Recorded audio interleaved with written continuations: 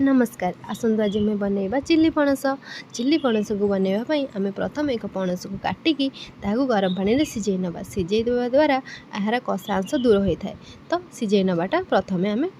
करदेवा प्रथम सिझेकी छाणीदे तादे कर्नफ्लावर आउ टिके जीरा लुण हलदी पकई भलसे गोलैदबा आम तेल में छाणीदे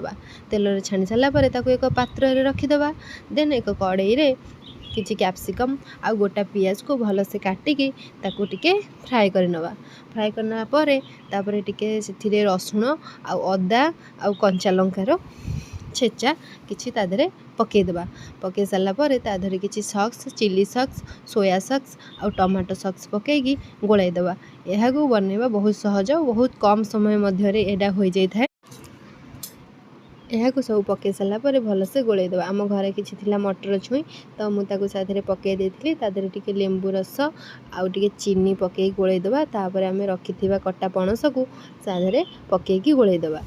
ये कर सारापर आमर प्रस्तुत हो चिल्ली पणस या भलसे गोलैकी टे गरम मसला पकईकी छाड़दे तापर आम एक प्लेट्रे सजाड़दे देखु केते सुंदर होईची